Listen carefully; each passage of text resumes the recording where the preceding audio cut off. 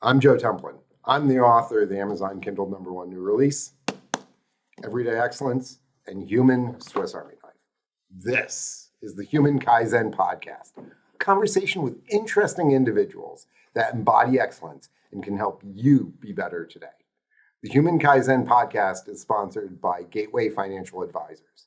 When the markets turn turbulent, when life is uncertain, you need somebody to help get you through. Gateway Financial Advisors is the group to help you out. My guest today, this is going to be awesome, everyone. From felon to founder of the nation's first community hiring panel for police.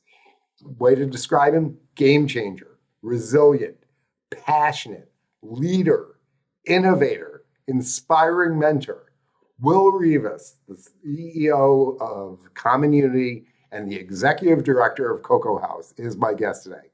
Will, how you doing, my friend? I'm doing really good. I'm excited for the opportunity. One thing, I'm not a felon. I've been fortunately, I've had a lot of charges, but never a felony. I was always blessed to see a lot of misdemeanors in court, so that wasn't a part of my journey. Okay, I can pull that on now, or we can leave it in because it sounds good. Yeah. All right. So, Will, what are you reading or learning right now? What I'm really working on right now is leadership and just learning about emotional maturity. Working with therapists, I think, the thing for someone like myself who comes from poverty is it's traumatic. And there's a lot of PTSD that comes with growing up in neighborhoods where there's a lot of crime and violence and things of that nature. So, currently in the space that I'm in, it's all about emotional maturity, just growing your leadership. And just becoming the best version of yourself that you can be, in spite of all the things that we go through or the bad decisions that we've made. All right. So let's talk about that because, you did not come from a silver spoon sort of environment, to be quite honest about it. So talk a little bit about, the environment that you grew up in and how that has influence the way that you look at the world and what you're doing to alter that world and the way you look at it. Well, yeah, my mom was a Schenectady County sheriff, so she worked extremely hard, and I knew the difference between right and wrong. I was raised to know the differences between right and wrong. The difference with me is I made conscious efforts and decisions to do the wrong things because those were my choices at that time. I chose to be involved in the streets. I chose to sell drugs with my friends. It wasn't a peer pressure. Nobody made me do anything. Say the truth we were 15, 16-year-old kids, and we were raised in a neighborhood that just had a lot of violence. And, when you go from being 15, 16 and playing youth football and basketball together to 1 year, people your age are dying, in the street because they're being shot, people are being cut and stabbed. The journey to become what some would deem a man at that time is hard because there wasn't a lot of men in our neighborhood. So, me and my friends, we started trying to teach each other how to be what we thought a man should be, a reflection. And that's just a very dangerous situation when you have young men with little to no guidance trying to make it up the best they can as they go along, just protect and provide for their families. And again, my being arrested, the things I witnessed, some of the things that I experienced, at this stage in my life, when I look back on it, the thing I never understood was that all those things that were negative were going to lead me into being the person that I am. First time I was arrested, my mom actually booked me at the county jail. And, as an adult, I look back and that was probably one of the most embarrassing moments of my life. Because that morning before I went outside, she actually told me, "William, don't go outside. The police are outside." She was getting ready and getting dressed to go to work. I decided to go to the store anyway, and I went to go, to make a sale. And literally, the police were right outside, and it's like 8:30 in the morning. And I'm like, I'm not running. It's too early for this. And I remember my mom running around the corner, and she's yelling, at the police. Hey, let him go. He didn't do anything. And I just looked at her and I said, Mom, I did. I did. And, they took me downtown and I went through the whole booking process. And when they brought me to the county, when you go from city to county, it's a different process. And I remember this eerie feeling of like hearing keys. And I looked up and my mom was walking around the corner and she dressed in her Schenectady County Sheriff's gear. So And she was not mom at that point. no, she was Officer Bergeron. And it was a very different feeling. And it's not like, that experience didn't totally change my life at that moment, but it was an experience I always kept with me because I never wanted to embarrass her like that. My mom, she had always talked highly of me.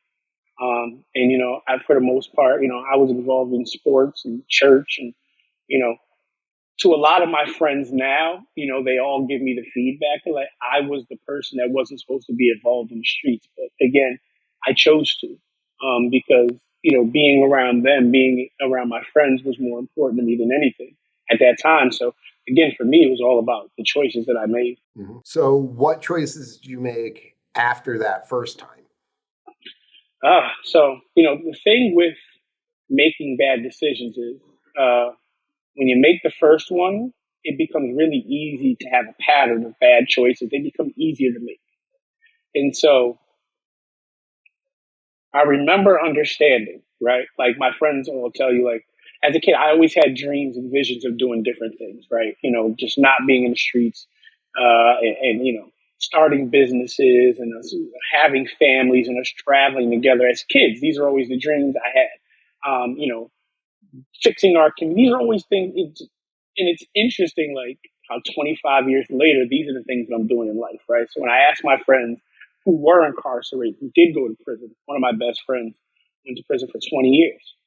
And he just recently came home 3 years ago. And he talked about how when he was in prison, he heard about my work in the community. He saw it in the newspaper. He saw it on the news. He saw the blocks where we grew up at. And he said for him, it was like, he felt like this is what I was always supposed to be doing. And I said to him, well, I felt I failed. And he's like, well, what do you mean?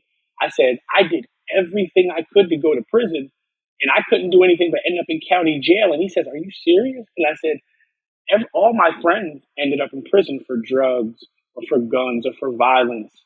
And in our community at that time, that's a stripe. You go, you do you're putting on, and the thing is it never occurred to me that maybe that's just not what the creator had in store for me. And, I spent a long time struggling because I went from having a group of friends to everybody's in prison. I was just by myself. And at that time I was lost. So I'm in the streets because, I did this to be with my friends. They're all gone. They're all in prison. For whatever reason, I can't find myself in any position but city jail and county. So I remember the last time I was arrested, the last time I spent any time in jail, it was 12 years ago. And it was for a violation of probation because I moved from Albany to Schenectady. So when you change your address, if you don't notify probation, then it's like, for them, it's like you're trying to run when really all I was just trying to do was get a job. I had a daughter. I couldn't find any work out in Albany. And so I went back home to Schenectady and I got a job. And they came and arrested me at my job. And interesting the way this works is I was working at Glenn Sanders' mansion at the time. And they were great. They let me, I wanted to be the greatest dishwasher in the world because as long as I was doing something that wasn't in the streets, I was happy. So I would wash dishes till I was blue in the face, do 80 to 100 hours a week. I was happy because I wasn't outside. And I remember the day the supervisor called me and he says, Will, where are you? And I said, I'm in the warehouse. There was a party last night. I'm emptying the truck. I'm just doing some dishes now. I'm at the warehouse by myself. And he says, all right, I'm going to come over and see you. So he comes in and I'm in the warehouse listening to music, washing dishes, cleaning, doing what I'm doing, emptying the truck. And he says to me, Will, what'd you do? And I said, what do you mean, what did I do? I'm cleaning. He says, the police are looking for you. I'm like, the police are looking for me.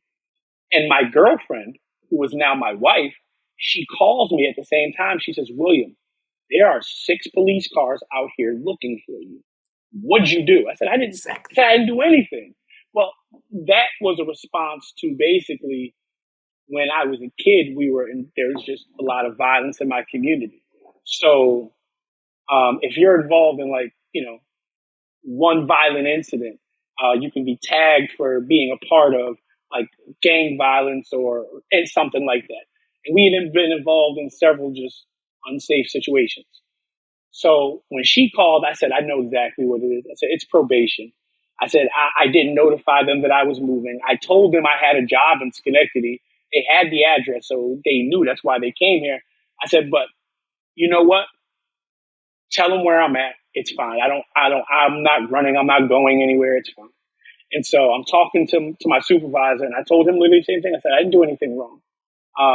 They're just coming to get me because it's a probation violation because I left my home in Albany because it just wasn't working with me and my significant other at that time, my child's mother.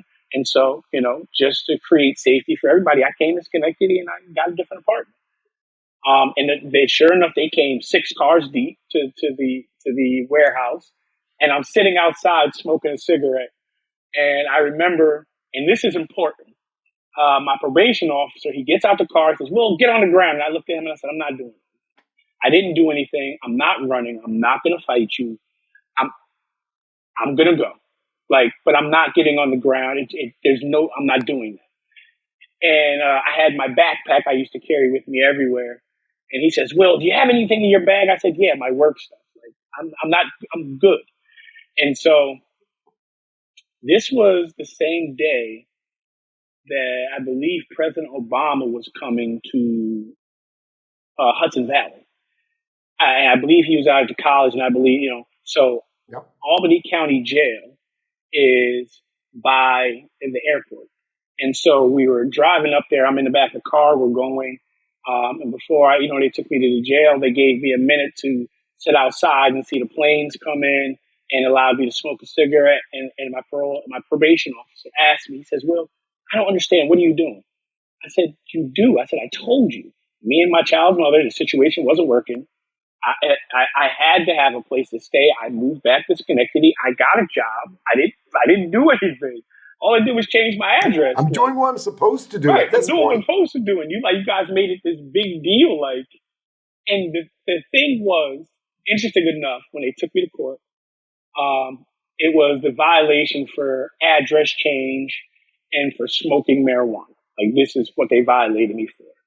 And, my girlfriend, who's now my wife, our anniversary date, not our marriage, but our date together is 10/7. That's the day she came to the jail. And she says, "Well, what do you want to do?" I said, "What do you mean? I'm in jail. I can't do anything." The question is, what do you want to do? And I remember the look on her face, and she says, "Did you do anything?" And I'm like, "No, I didn't do anything wrong. I really didn't. I just changed my address, and that's it." She says, "I'm there. I got you." And I went to court, and I just told them at this point, I would rather just do the rest of my time. I don't want any more probation or supervision. I said, at this point in time, I'm okay. I'm ready to change my life. And I sat in jail for those last few months, and that's when I kind of I realized, okay, I just know I don't want to do this. This is not for me. I don't want to be here. I was extremely just. It was depressing because I felt like I had tried everything and nothing worked. Even doing the wrong thing didn't work. And so when you're at the bottom of the barrel like that, you start to believe that your existence, and this is what I believed for myself at that time, I felt like my existence just was of no interest to anyone. Like the entire world would have been better if I was gone. And so in that time, I contemplated suicide on several occasions. I called my mom at 2:00 in the morning, and I told her I was going to jump in the water in Washington Park and kill myself. And now that's a funny joke my family has now, because if you go over there, the water's 2 feet. But at 2:00 in the morning in a depressed state and it's pitch black out, to you, it's the Atlantic Ocean. Seems like a great idea. I probably, in all honesty, would have jumped in and sprained my ankle. And yeah, that would have been the most of it. So talk to me about how you climbed out of that dark place to where you are now. So You went from here, you're down here. Talk about the climb, Yeah, well, the please. climb for me is, sitting in jail. I thought about all the things I had experienced, right? And this is the stuff I didn't mention, right? So, like, being shot at, seeing people lose their life, finding people who have lost their life to violence, witnessing violence, um, seeing bullets tear up the ground in front of you, your house being shot, your car being shot, feeling like welcoming the identity of death because you feel like it's supposed to happen, right? So, and when we were outside in the street, these are the things I saw.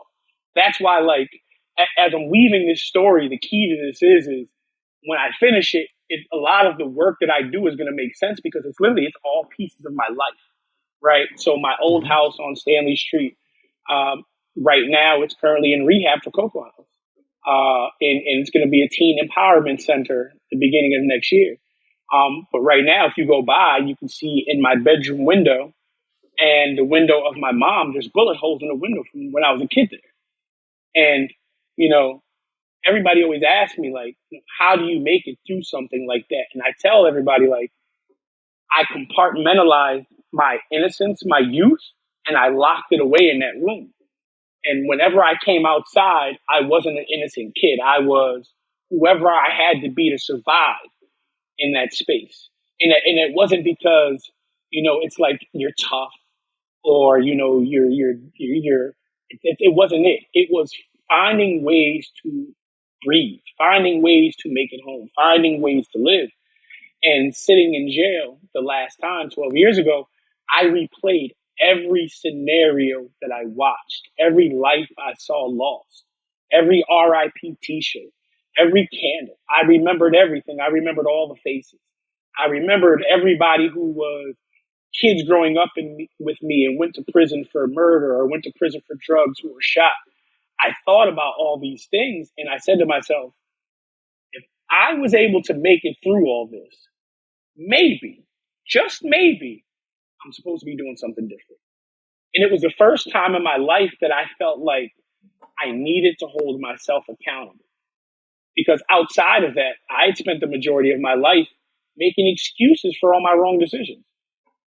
I'm in the streets because, it's dangerous in my neighborhood. Well, I didn't have to do anything that I didn't do. Nobody made me. I chose to because I thought it was fun. I'm gonna be outside with my friends. This is what we're going to do.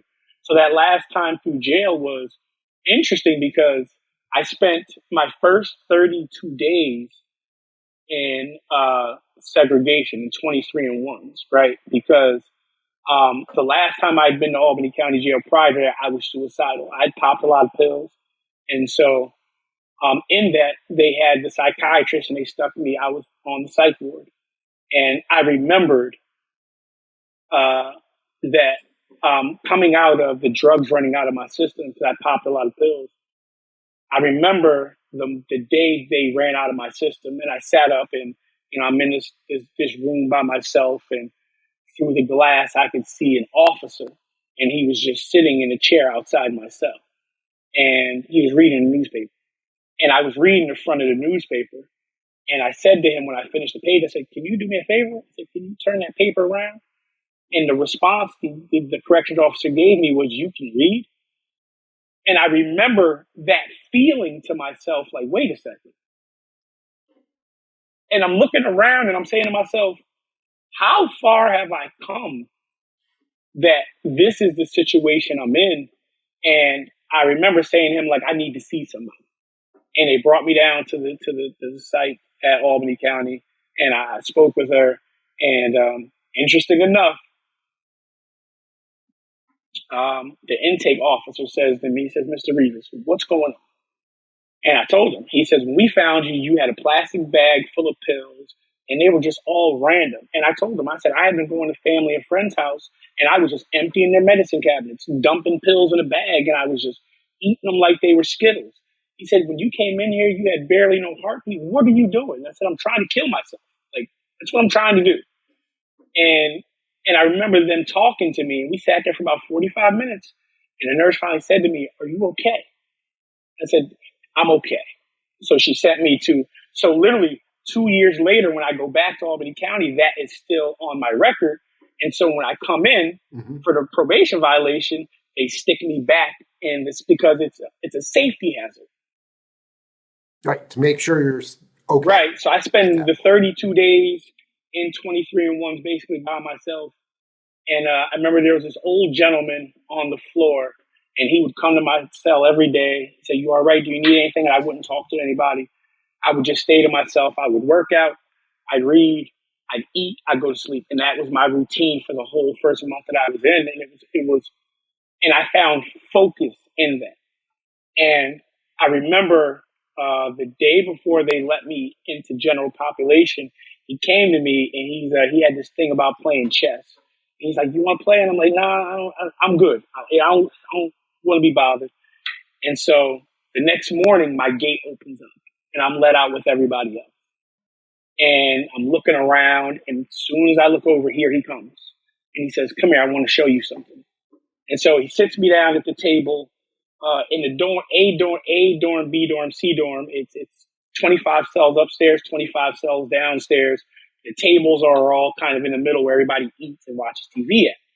And so we're sitting at the table eating, and he says, "I want you to see something." I'm like, "What do you want to see? Like, what have you been trying to tell me?" And he says, "How much have you been paying any attention?" I said, "No, like I've been locked in this entire time. I'm not paying any attention." And he says, "You have natural leadership quality." I said, "What are you talking about? I haven't even talked to anybody." And he says, "When you get up in the morning, what's the first thing you do?" I said, "I pray." And he says, "After that, what do you do?" I said, "I eat." He says, "Then," I said, "I work out." He says, and he's going through my routine. I'm saying to myself, like, "Okay, so you're watching my routine." And he says, "Look up there." And I'm looking at the other cells, and he says, "You've been doing this pattern every day since you've been here." And he says, "What you didn't realize were they started doing it too. They were watching you, and other people started to pick up on your routine, and they started to follow without you ever saying a word to them." And it was the first I started thinking, I said, "No." And then I looked, and sure enough, literally almost identical to what my routine would be every morning, these guys upstairs who could see my cell, they were doing literally the same thing. And so I spent the rest of my time there reading and then saying to myself and identifying, like, I know what I just came from. I don't ever want to go back to that. And, at that time, I think my daughter was like 4 years old. And, I hadn't seen her for a while. And I remember feeling like, yeah, I don't want to be a failure anymore. It was what it was. And so, which is why when I had the opportunity to come out the last time, I just involved myself in the community. And really it was Walter Simpkins and Community Fathers who put me in a position and really saved my life and gave me a purpose. Because prior to that, I was just washing dishes and working in the warehouses. It was Walter that had me volunteering in the community, going to community meetings, doing different things like that. And so Walter got you volunteering. Yeah. So out in the community. So yeah. How has that evolved into where you are today? The beautiful thing about that is Walter was my mentor for a number of years, and he brought me in rooms that I would never felt that I deserved to be in, and he introduced me to. Give me an example. Talk about used to bring me to the Kwanzaa events, the Schenectady Democratic events, because Walter just knows everybody. So he would have me in these rooms with politicians, and it was 3-4 years before I even spoke to people, because I was just happy to be following around and going places, going to all these trainings, and different things. And it was, I think, like 2000, I'd say 12. And he had the annual Community Fathers event, and the person that was supposed to speak, the keynote speaker, didn't show up. And so he says to me right before the event, and again, I've been working with him for a couple of years and helping him set up. He says, "William, I want you to speak." And I'm looking at him like, "You want me to speak about what?" He says, "I want you to get up there and tell the truth." And I looked at him like, the mayor's in this room, city council people, there's lawyers, police, all these people in this room. And I said, you want me to get up there Right in the fire and tell the truth? And I said, the truth about what, Walter? He says, I want you to get up there and tell people your story. And my wife and my grandmother were sitting in the front row. And I remember getting up there and my hands were shaking. And the whole time I was talking, I shook and I couldn't breathe. And I talked for about 20 minutes. And the whole time I was shaking like this and I couldn't breathe and I couldn't get a word out. And I never looked at the crowd. I looked down at the floor the entire time because I was saying to myself, I was such a horrible person. These people are going to hate me when I'm done talking about some of the things that I've done and some of the things that I've experienced. They're going to be like, this guy's the worst possible person in the world. Why is he here? And the most shocking thing happened. When I was done talking, the entire room stood up and people are clapping and crying. And I'm on stage crying and I'm like, wait a second. And at that point, I realized, like, just because you made bad decisions doesn't mean you're a bad person. And just because you go down the wrong path, it doesn't mean you can't do the work to go down a different one. And so how I get to the place that I'm at now is Walter Simpkins gave me a purpose. I have a Post-it note today that Walter gave me the day I met him. And the way I met him was the night I called my mother and told her that I wanted to commit suicide. My mom says, William, I love you. She says, I have given you everything. I have instilled everything in you. You can beat this. But I can't do it for you. She says, you have to call this gentleman, Walter Simpkins. He works with men, works with fathers in the community. And I'm like, it's 2:00 in the morning, Mom. What are you talking about? I can't call this guy. I don't know who he is. And I called him and he picked up. And I'm yelling and I'm screaming on the phone. And he's like, first, calm down. Who is this? Because it's 2:00 in the morning. He's like, I don't even know what you're talking about. Who is this? And then I calmed down and I told him my name and who I was. And he says, William, you need to get home. And home for me was Schenectady. So the story I told you about the violation for probation of me leaving Albany to get to Schenectady, that's why I left. Because I was outside in the middle of the night and I wanted to take my own life. And so it never occurred to me, I'm going to call probation and tell them I'm leaving because I'm suicidal. No, I literally went to the bus stop the next morning and a friend that I played football with, his father was driving a bus. And when he seen me, he said, Willie, get on the bus. And I came to Schenectady and I met with Walter and he wrote on his Post-it note that I still have to this day, William, your job is to do damage to an injustice. And for me, repeat that, please. William, your job is to do damage to an injustice. I still have that Post-it note to this day. 12 years later, I still have that Post-it note. And for me, all the volunteering I did, all the events, I showed up to every event I could and volunteered because at that point I was committed to finding and doing whatever that purpose was.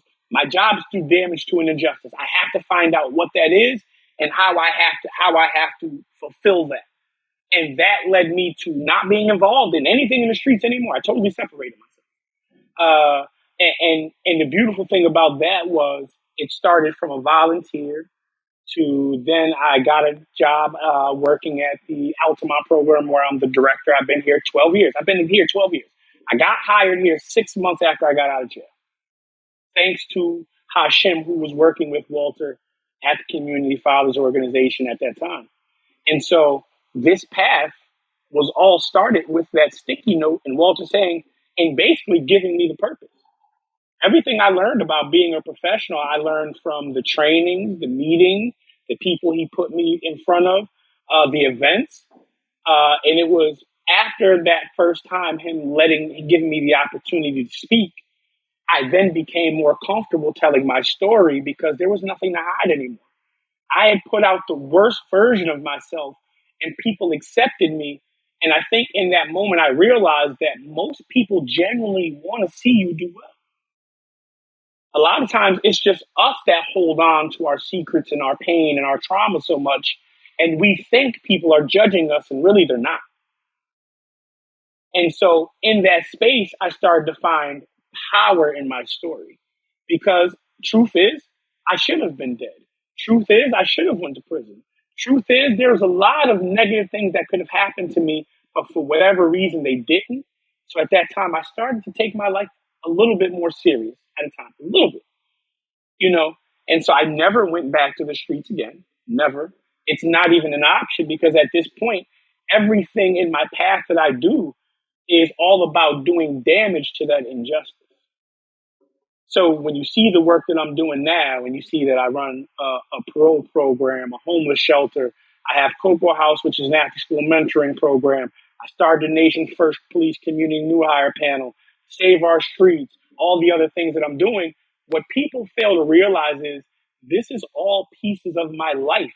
For me, these are not programs.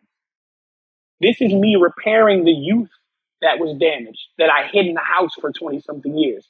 This is me working to help young fathers like myself who were lost because they made horrible decisions or because they didn't have fathers. This is me helping to rebuild a community I helped destroy. And I take that is the damage to the injustice that Walter was talking about, whether me or him understood what it was at that time. But that message, I took that message serious. Dude, that's incredible. So these different things that you're doing to do damage to those injustices, whether it's C.O.C.O.A House or the other ones, which one do you want to talk about right now? I know you want to talk about everything all the time, but which one, is just burning that you need to I think, discuss? really, in all honesty, I think it's C.O.C.O.A House and Common Unity are the most important ones for me right now.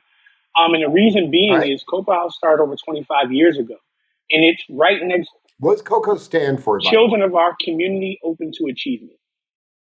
And it was started 25 years ago by Rachel Graham. Interesting enough, I was the first student in the C.O.C.O.A House when it was started in the basement of the church, me and my sister Mecca.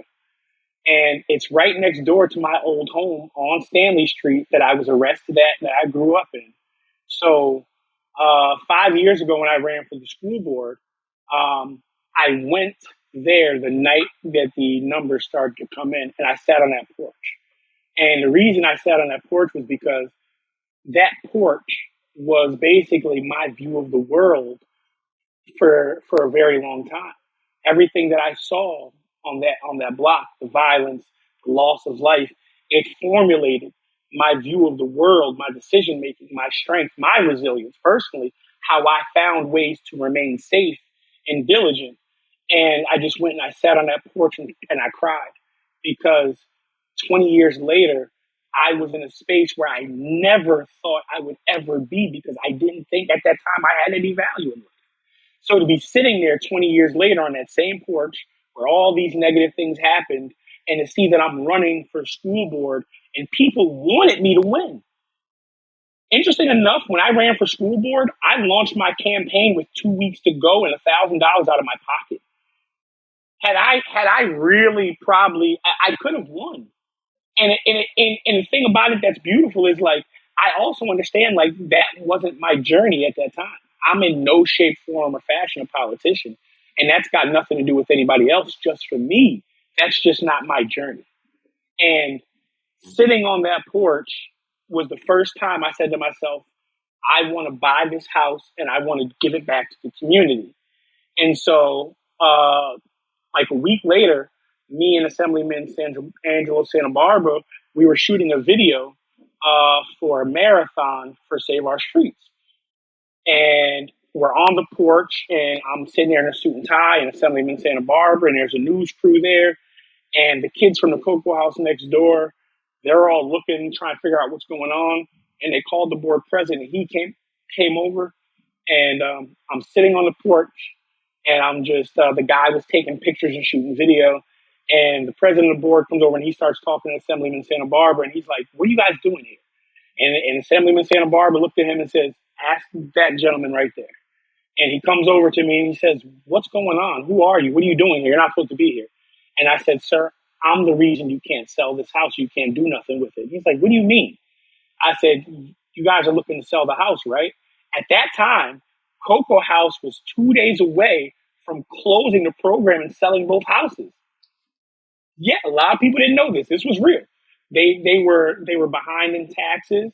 They didn't really have a vision going forward, and so they met as a board and were just going to dissolve the program and sell the properties and walk away. Cocoa House was going to be no more. I said to him, "I want to buy this house." And he says, "What do you mean?" I said, "The drugs, the violence, the crime." I said, "All that was me." And he looked at me in a suit and tie with Assemblyman. He says, "No, it's not." And I pulled a picture on my phone and I showed it to him of me standing in front of the house when I was a kid. And he says, "No, you're serious." I said, "Yes." And so he says, "I got an idea." He says, "What if you can have both houses?" I'm like, "How do you give me both houses?" He says, "If you take over as the executive director of Cocoa House, you can basically do what you want." And I remember calling my wife and I said to her, I told her what happened. And she says, "William, why are you calling me? You've already made up your mind." And I said, "You know what?" I said, "You're right. I have to do this because this is the journey. This is the injustice. The injustice wasn't some big systematic injustice. The injustice was me being robbed of my youth and my innocence because of the things I experienced in my community. It wasn't one person to blame. There was no person pushing the buttons. There was nobody who was identifying my life as having no value. It wasn't that. It was a mass multitude of circumstances that people deal with in poverty every day. That our youth don't have the opportunity to experience the best parts of their life because they're too busy trying to help their parents and be the best that they can and just trying to survive in dangerous situations, and it's not their fault. So the decisions I made years later to try to sell drugs to help my mom, which she would, "No, you can't do that. I work for the freaking Schenectady County, William. Like Yeah. you're and That's the exact opposite. right, but in my mind, right? In my mind, there's violence in the community. I have to become violent. I have to become something else to beat a monster. You have to become a monster. And that was the injustice. Our community, our youth and living in our community should feel safe. They should feel loved. They should feel like their community is providing what they need. And so that's what I started doing. That's exactly what I started doing. So having the opportunity to go back to Cocoa House and become the executive director, it it it was the icing on the cake because I've already identified my purpose. It was basically just the spotlight that says purpose here. Like, this is it. You're going the right direction. This is the billboard. You're here. And what was beautiful about it was I speak to Rachel Grant, the person who started Cocoa House 25 years ago. And the day I took over, I called her. And she says, "William," she says, "of course it's you. Of course it's you." And she said, "The beautiful thing about this, Will, is you're not afraid of politics. You're not afraid of businesses. You're not afraid to hold people accountable. You're not afraid to stand for what you believe in. And for Cocoa House to thrive and grow and move forward into this new millennia, as far as nonprofits are concerned, it would have to be you and the work that you have done, your journey to lead us into." And right now, Rachel, she's on our board. She's come back and taken an active role within the organization. And this is, I believe Tupac had a poem, "The rose that grew from concrete." And it's like the epitome of my life has been choices, change, resilience, all the things I experienced, good, bad, or indifferent, that brought me to a place that clearly identified what my journey was supposed to be.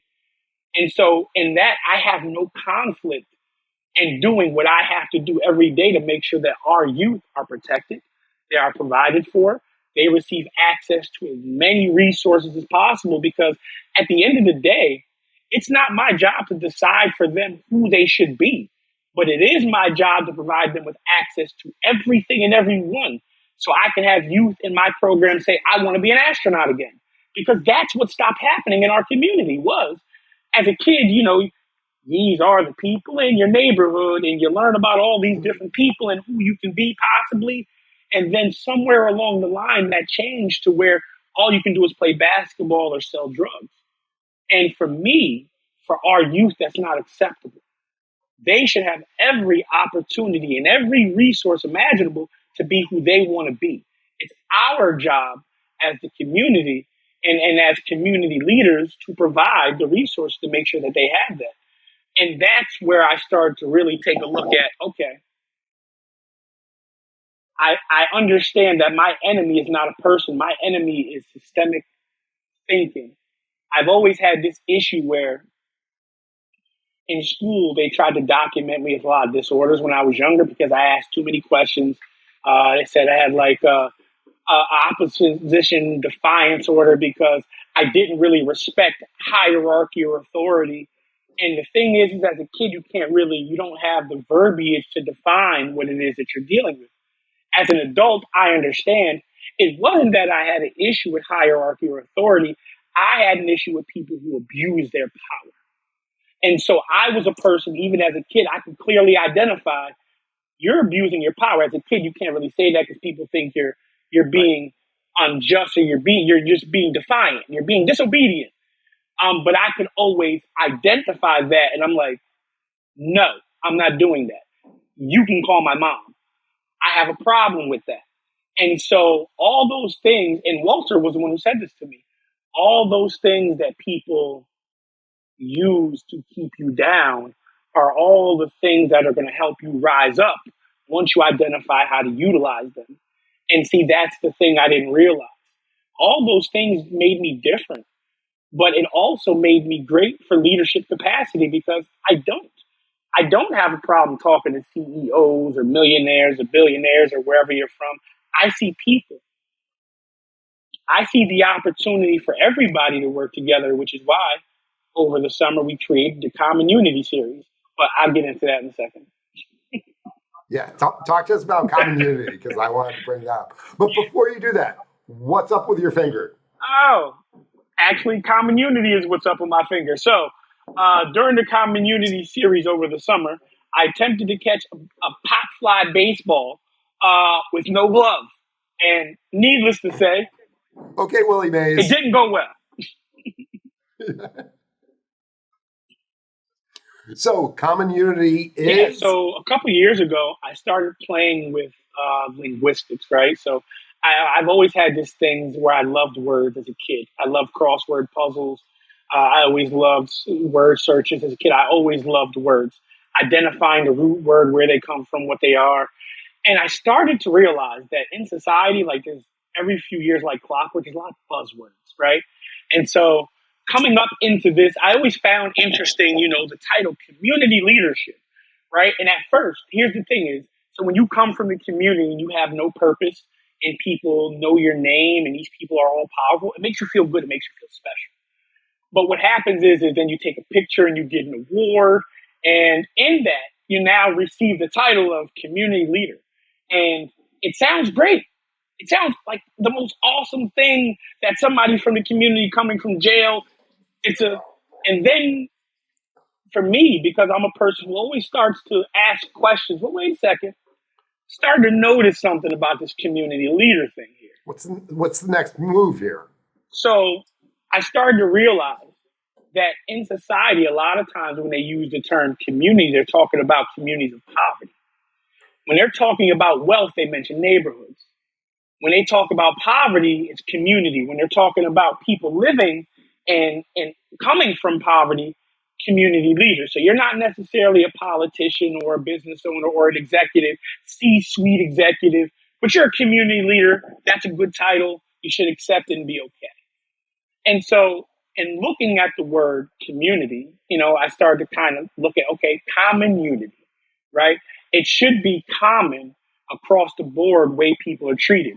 It should be common in every community that people receive the same services and the same opportunities, but it's not. And so the thing is I made, again, choices, a conscious decision to keep the word community and break it to its root word. And that's when I started my business, Community Consulting, because I believe across the board, because I thought about this. As a kid, there were kids in poverty that didn't look like me. All the kids in poverty weren't black or Hispanic. There were kids in poverty that didn't look like me. Some of my best friends that lived in poverty right around the corner from me didn't look like me. And so the identity of poverty over time changes based on, media. And so what we had seen was black and brown people being killed by the police. What we saw was black and brown people on TV when they talk about poverty. And I remembered as a kid, whenever those commercials would come on, you too can feed a kid for 39 cents a day. It was always kids that looked like me over in third world countries. But the identity of poverty that I experienced, that I lived as a kid, did not look like that. It looked very different. And so what I thought about was, I thought about the kids at the Cocoa House and how this is a fact. I can take my kids anywhere and I can drop them off on the moon and they're going to find a friend, a snack, and a game. Kids don't know bias. It doesn't exist to them. They don't care that you're a rich kid. All they know is that you're their age and you like Yu-Gi-Oh! Or you like Pokemon, or you eat brownies, or you got peanut butter and jelly. Kids are and in this, I really started to realize our youth are our most purest form of change if we just learn how to tap into them and not try to control their growth. And so that's what I started doing. I started listening to my kids. I started listening to. If more people acted like 8-year-olds, the world would actually be a better place. I wholeheartedly agree, because my kids, they're so friendly, they're so open, so honest, because they don't know that telling you the truth is a problem. They don't know that this young man comes from a wealthy family, because they don't know what wealth is. The concept doesn't exist to them. So then I started again looking at my own upbringing and realizing that a lot of barriers that people grow up with are not barriers that they created or they control. A lot of it is based off experiences from their community that shaped, and their lessons that they're taught that they later carry on with them.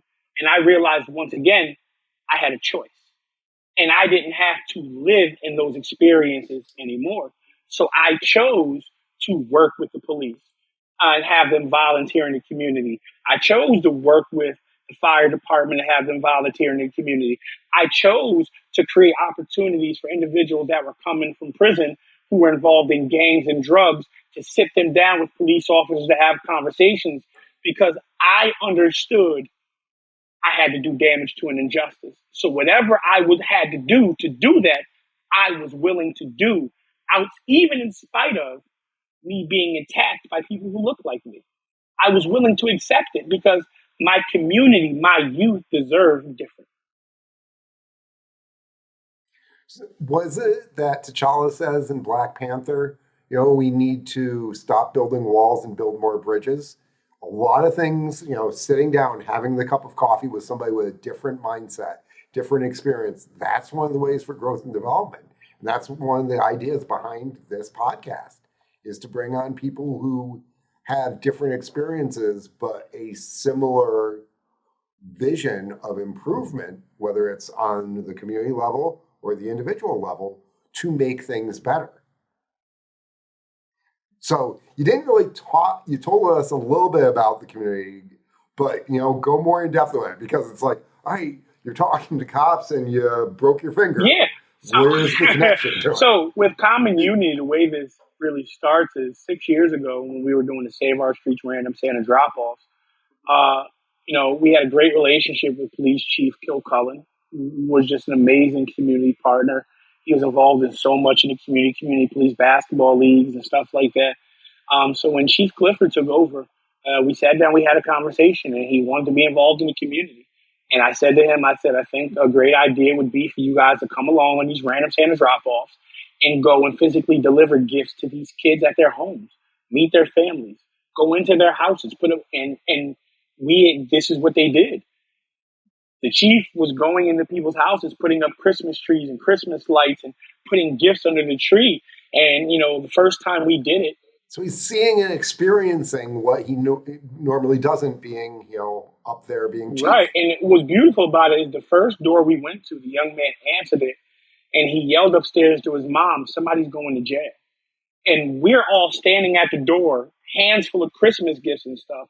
And me, my wife, the police, we're all looking at each other like, and at that moment, they realized exactly what us as community leaders have known for a while is this is how people feel, right?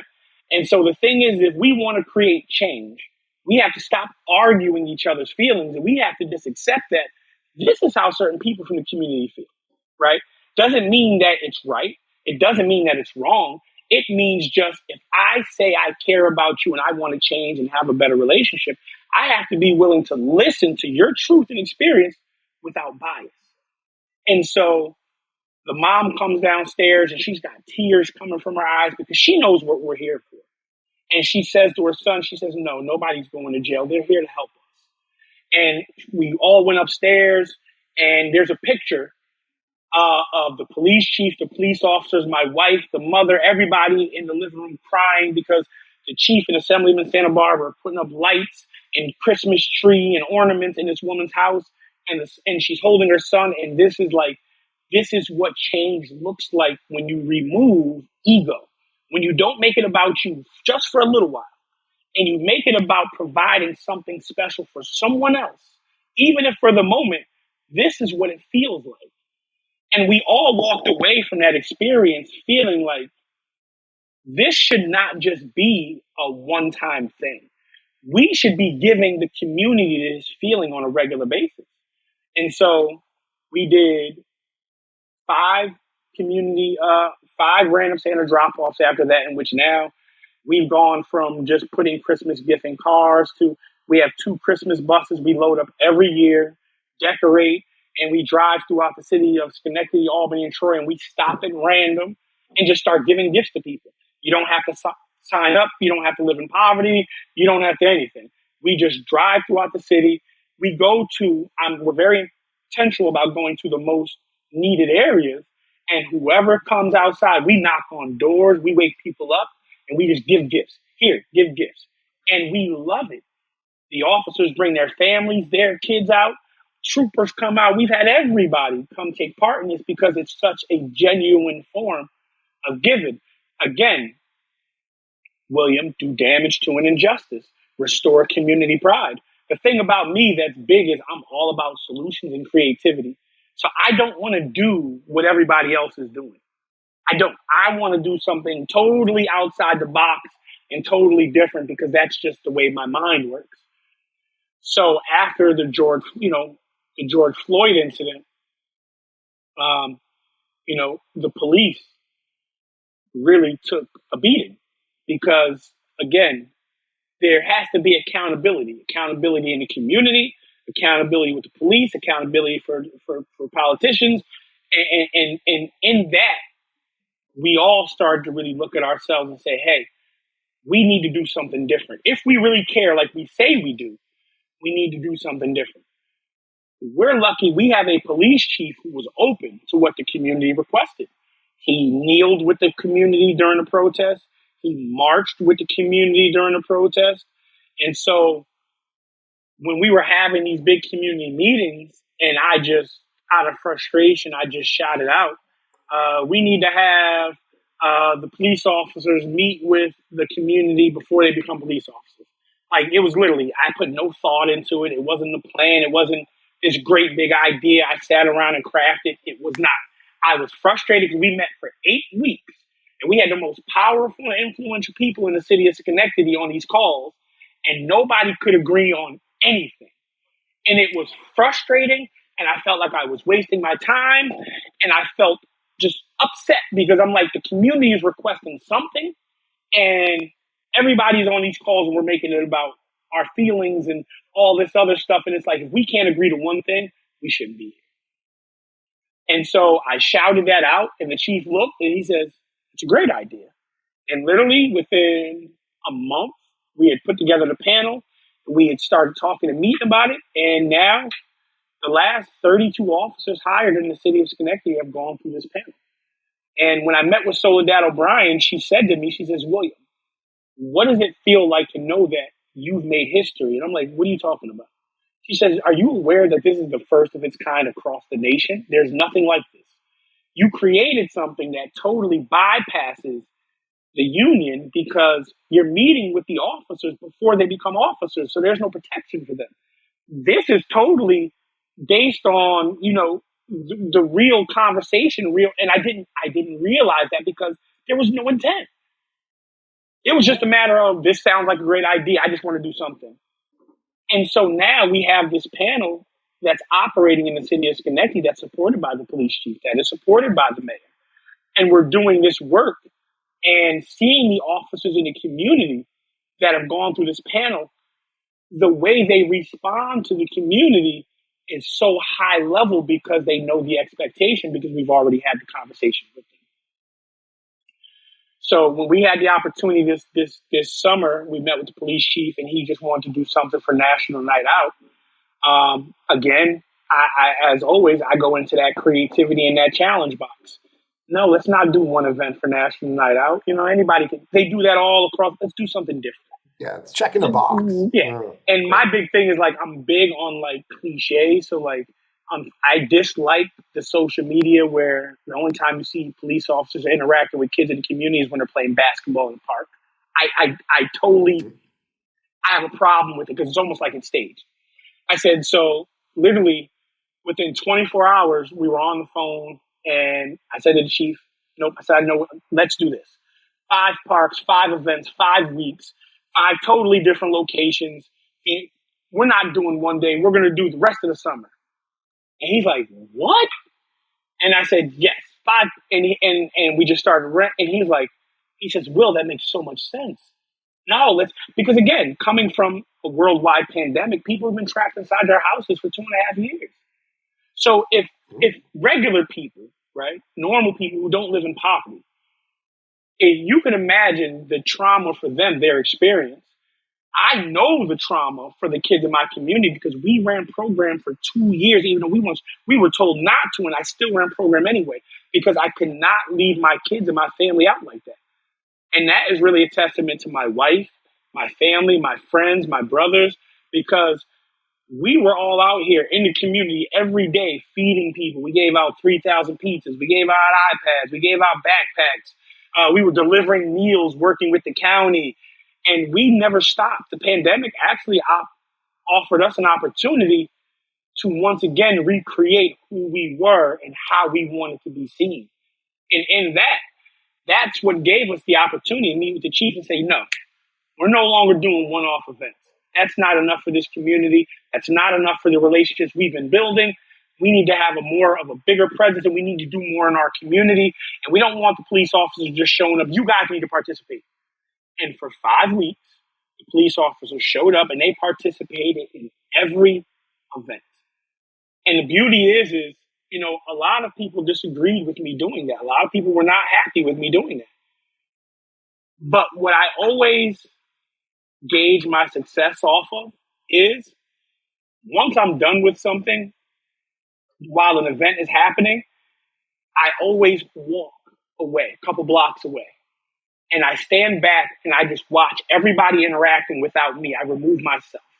And if the event is still going without me and people are still having, an enjoyable time, I know I did what I was supposed to do because I'm not there. I'm not controlling anything. I'm not manipulating anything. And I do this in every event. My family will tell you, William's gone. He'll be back in a couple minutes. I take off and I walk, and that's my moment to reflect because I say to myself, from where I came from to where I'm at this point, it would be wrong for me to make these things about me. It's not about me. It's about my community. It's my job to create the space. And so afterwards, I look at the photos, I look at the videos, I review the context of what was experienced. And you want to know what I saw for 5 weeks on every face? I saw smiles. I saw joy. I saw interaction. I saw engagement. I saw kids from the community And here's the uncalculated cost that none of us thought about. It wasn't the police officers engaging with the community. It was the moment the officers brought their kids to come enjoy time with the kids in the community, because that is the investment 20 years down the road. That is how you rid the world of implicit bias. You can't change adults. You can work with them. You can help navigate adult experiences, but you can make sure that these youth don't grow up with those by creating opportunities like this. So for those youth that are growing up with officers as their parents, police officers, corrections officers, fire department, city council people, New York State troopers, they are playing and engaging with youth that don't look like them from different communities. So those implicit biases, the same way I knew that it didn't experience, it wasn't there for me, is the same way that for these kids, they're not going to grow up with them. So when somebody says that, hey, you can't play with them, they're different. They're going to be like, whoa, wait a second. I've already played with him and he's fun. I'm going over here. Choice. You give people the option and the information and you allow them to make the choice.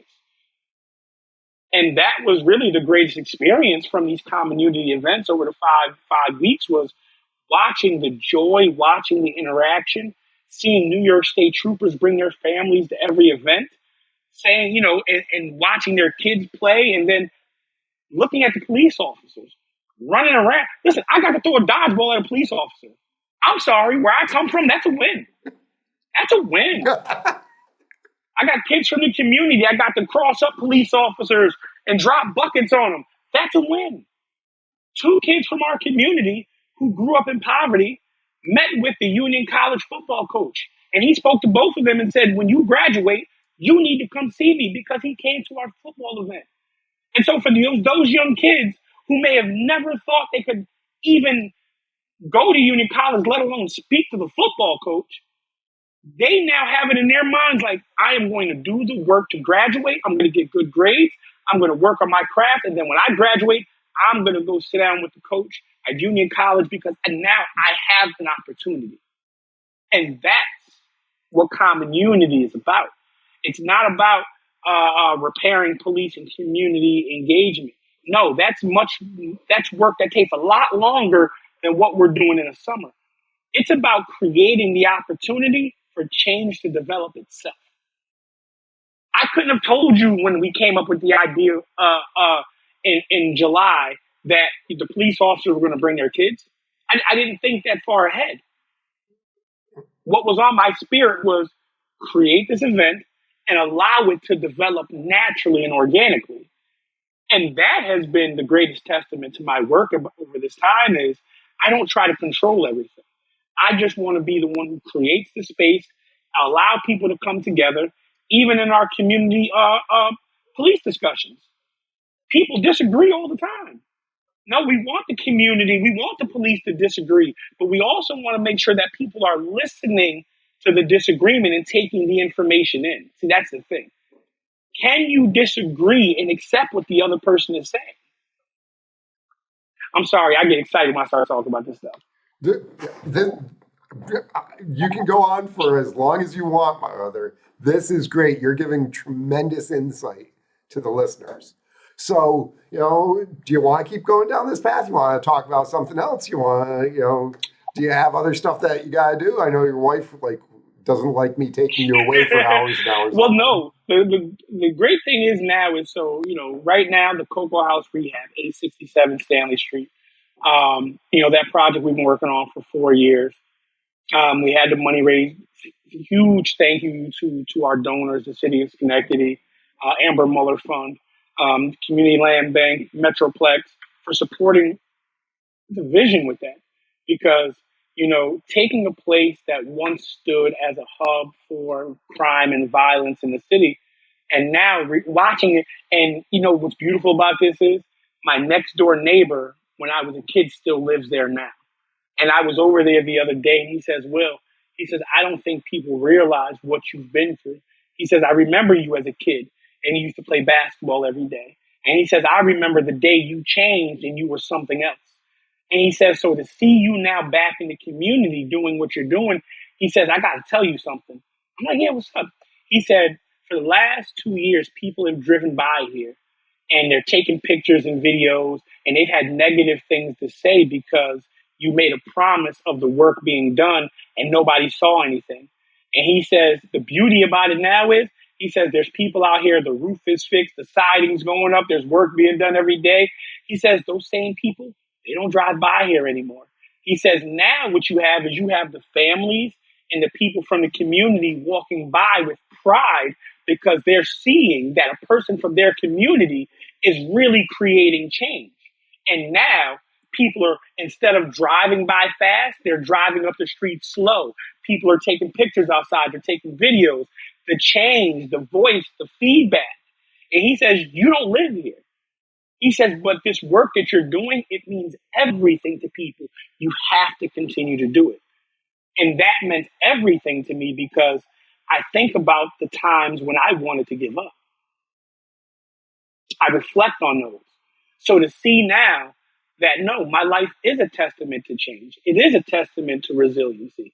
And so I think about the youth in my charge at C.O.C.O.A House and in the community. And I say to myself, there doesn't need to be one William Rivas when we can have 100 individuals who can do more or better things than me. And it's my job to make sure that when I go, I leave this community with 100 to 1,000 of these young people who now are taking their experience and making it their life to create change. Because I don't, again, the thing is, and I always tell people this when they come into my office, right? I have like 30 something awards that I've won in the last 10 years because of community work. There's been 30 something articles written, and it's great. All those things are great. I do not have a college degree at all. And not because I couldn't go to college, I did, but I went to college and I chose to do the wrong things. And the thing is, right now, my 18-year-old daughter is in college. And me and my mom talk about this, right? The greatest form of love is to give the next generation more than what you had and not allow them to experience the same things that you experienced. So when I look at the work that I'm doing, it's a testament to my life journey and putting our youth in a position where they can be better than I ever was in half the time. You know, I didn't start changing my life until I was 28, 30. Now my job is to make sure they don't get that far. No, change your life now at 12. So my daughter being in college at 18, it speaks volumes to the support from my wife, the support of my community, Walter, the other people who pushed me and motivated me. Because when my daughter tells her story, there's going to be a portion of her life in the beginning where I'm not a good guy. And I have to accept that because I'm not perfect. I never was. I'm never going to be. My life is a testament to progress, not perfection. And so in that, I take great solitude in knowing that our youth have the ability to be amazing people because I am going to make sure that I give them the access and the resources to everything possible so that they can make the best decisions for their life. Ladies and gentlemen, Will Rivas, he embodies human Kaizen and he's brought it into his community to make not just himself, but the environment better. Will, thank you for coming on board today. The Human Kaizen podcast has been brought to us by Gateway Financial Advisors.